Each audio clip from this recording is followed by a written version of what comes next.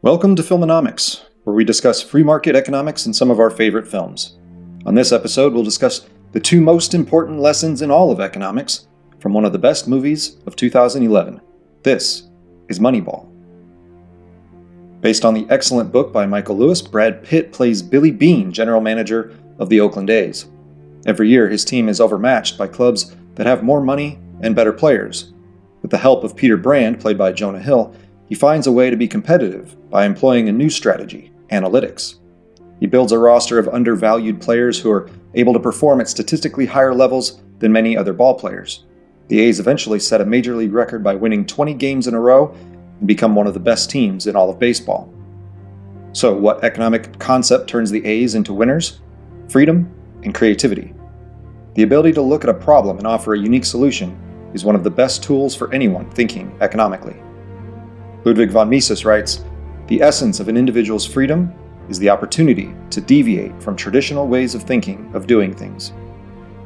He also says the human mind is the ultimate source of action and creativity. Production is not something physical, material, and external. It is a spiritual and intellectual phenomenon. Its essential qualities are not human labor and external natural forces, but the decision of the mind to use these factors as a means for the attainment of ends. What produces the product are not the toil and trouble themselves, but the fact that the toiling is guided by reason. The human mind alone has the power to remove uneasiness. In other words, it's not always about having the biggest, strongest, or fastest players. It's about having the knowledge to find the right players and put them in the right places in order to maximize their efficiency and productivity. It is when reason and creativity combine with opportunity and resources that a group that seems overmatched by competitors can rise to a level of success, be it an inferior baseball team facing the high-powered Yankees, or a small family business facing the corporate behemoth Walmart. The ability to adapt to the market with innovation levels the playing field. So, what's important economics lesson number 2? While analytic strategies can be awesome, they don't always work. Sometimes plans, even those devised by super smart people, don't fulfill their intentions. Because we can never account for all the complexities of human interactions, whether on a baseball field or in a business environment, we can't simply assume that we can devise equations and predictions that will meet our future expectations. People are always more complex than any mathematical formula.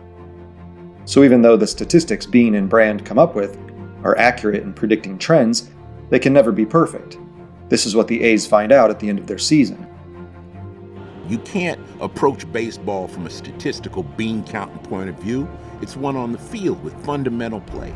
You have to steal, you have to bunt, you have to sacrifice, you got to get men in scoring position, and then you got to bring them in. And you don't do that with a bunch of statistical gimmicks. Nobody reinvents this game.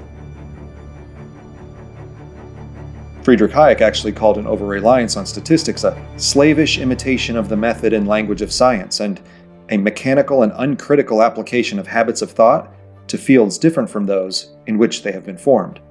In other words, people can't be studied with mathematical equations in the way that gravity or thermodynamics can.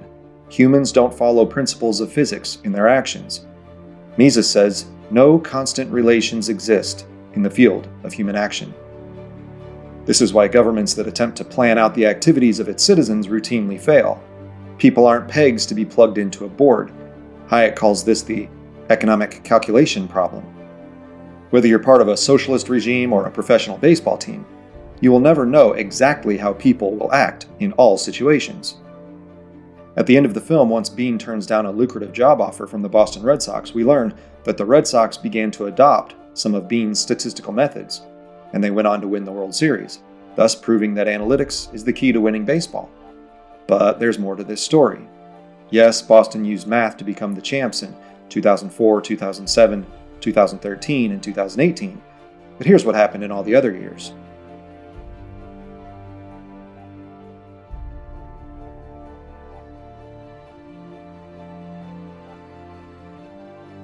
As you can see, even the smartest baseball minds can't win every year, and in fact, they sometimes fail miserably. Human beings on a baseball field are just too complex. And even the Red Sox admitted a few years ago that statistics can't fix everything. So what makes these two principles of economics highlighted here the value of creativity but not being over-reliant on analytics, the most important economic concepts to learn, because they most accurately show us the amazingly complicated nature of human beings.